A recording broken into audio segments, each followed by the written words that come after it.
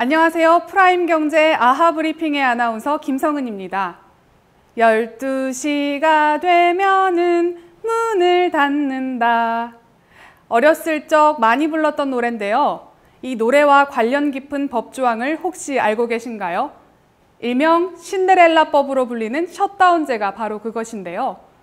그간 기본권 침해와 실효성 측면에서 말이 많았던 셧다운제. 그런데 지난 4월 셧다운제를 둘러싼 수많은 논란을 불식시킬 헌법재판소의 판결이 나왔다고 합니다. 과연 어떤 판결이 내려졌을지 아하브리핑 첫 기사를 통해 확인하시죠. 16세 미만의 청소년에게 심야 6시간 동안 인터넷 게임 제공을 제한하는 셧다운제. 그간 기본권 침해 여부와 제도의 실효성 측면에서 문제가 제기되기도 했던 셧다운제에 대해 헌법재판소가 지난 4월 정당하다는 판결을 내렸다고 합니다. 셧다운제가 인터넷 게임을 제공하는 자의 직업 수행의 자유, 청소년의 일반적 행동 자유권 및 부모의 자녀 교육권을 침해한다고 볼 수 없고 특정한 시간대를 정해뒀기 때문에 과도한 규제가 아니라는 판단 때문인데요. 하지만 헌재의 판단에도 불구하고 논란이 지속되고 있다고 합니다. 학생들이 부모님이나 타인의 주민등록번호를 이용해 게임을 지속하면서 명의 도용에 문제가 생기고 있고 게임 회사에서 PC게임을 스마트폰과 연동해 즐길 수 있도록 하는 경우가 늘고 있어 효과가 미비하다는 의견도 적지 않습니다. 더욱이 셧다운제가 적용되지 않는 인터넷 게임이 있어 우려는 증폭되고 있는데요.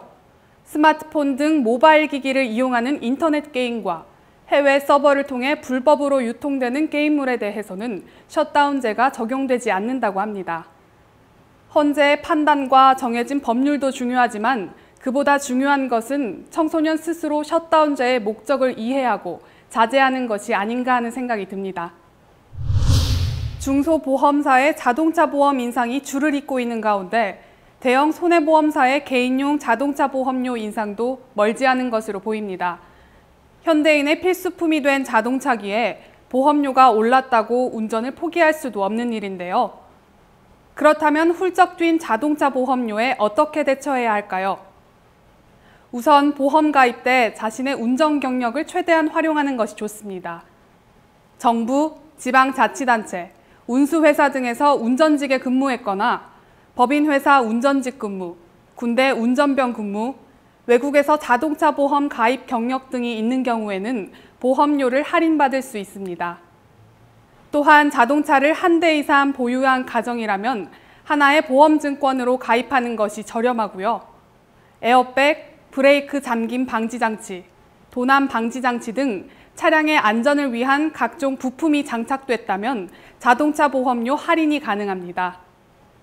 각 보험사의 보험료를 비교해보고 싶다면 손해보험협회 홈페이지를 이용할 수가 있는데요. 신규 가입자는 자동차 보험료 코너를 통해 대략적인 보험료 조회도 가능합니다.